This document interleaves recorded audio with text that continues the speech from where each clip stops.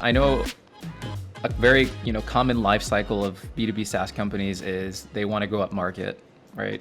Drive bigger deals, land, get in front of these 1,000+ companies, et cetera, employee size. When I was looking at the benchmark report, the cost per triggered opportunity, so I broke it out into 3 segments. So 1 to 100 employees, the cost per triggered opportunity was $5,280. 100 to 1,000 was $26.68, and then 1,000 plus was $48.98 across Facebook and LinkedIn.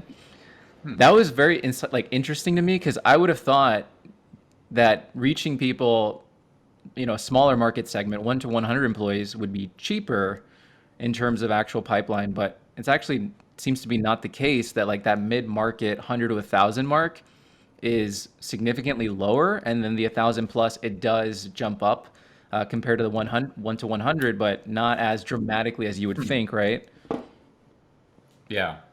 Interesting. I wonder if there's any implication around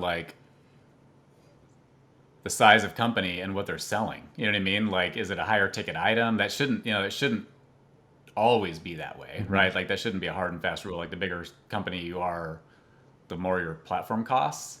But you know what I mean? I wonder if there might be some correlation there. Yeah, there's some weird, interesting correlations that could be going on. Yeah, it's super interesting, because you'd think, to break into to get an opportunity at a company, let's say Google, would be significantly more expensive and harder than, just a 50-person startup.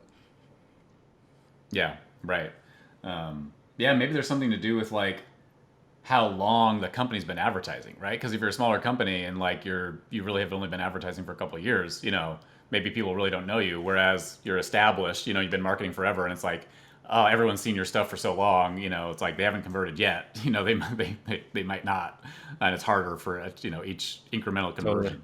Totally.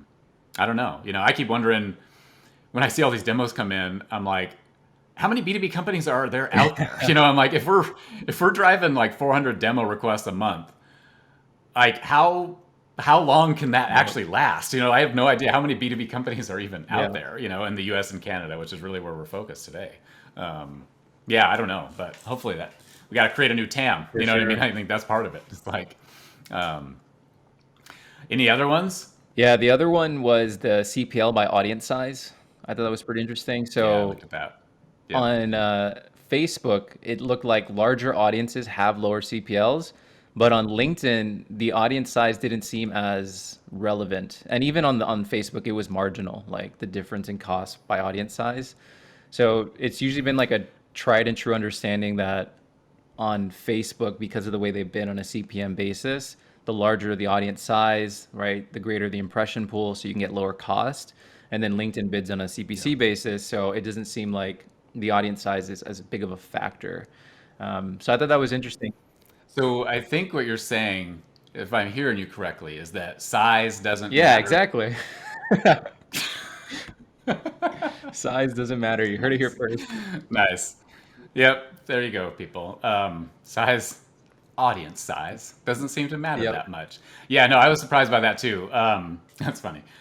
We just wanted to say size doesn't matter, that's all. But no, but honestly, it didn't. I thought it was going to be different, but even the 1 to what was it, 1 to 1,000 or something, or 1 to 10,000, we bucketed these, right? We had to bucket these in some way. I was thinking that one would be a lot higher, you know what I mean? Yeah. But it's they're all within, but from a CPL perspective, it seemed like they were all within a couple $100, or tens of dollars almost. Yeah, it was marginal. It wasn't anything dramatic. Yeah.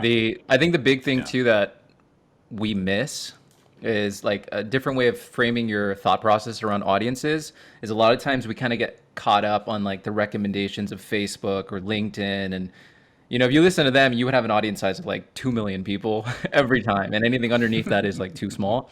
Versus as B2B marketers, we're interested in a fixed universe, a very specific profile, etc. So you can't think in terms of traditional channel recommendations.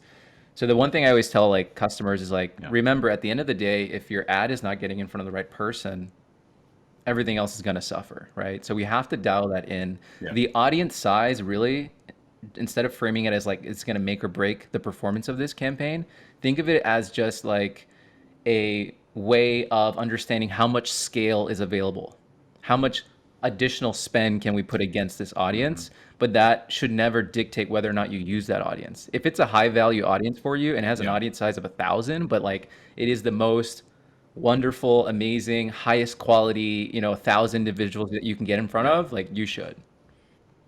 Yep. Right. Yeah, and again, test it Hmm. out, right? Like so maybe you create an audience the smallest you can, and but it's like there's reasons. They have Yeah. intent. The technographic shows they've got your competitor, like whatever it is, you've got all these reasons to like this is our list.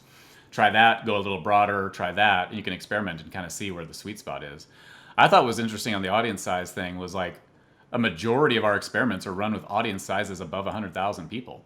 And to me, I'm kind of like, that feels pretty broad, and I thought, oh, maybe these are mostly brand Hmm. awareness. They're not. Those were most like vast majority CPL campaigns.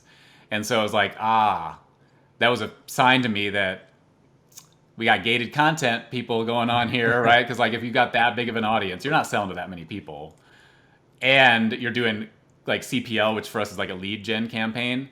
That's got to be gated content in my mind. Like that's not demo requests. And actually, I did subsegment it a little bit more and try and get to demos and events, and it was like a very very small Hmm. percent.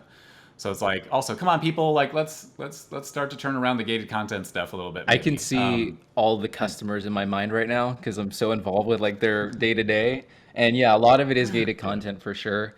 Generally speaking, yeah, the rule of thumb is for clients is if you have an audience size greater than 250, it's you have an mm. opportunity to really get more specific.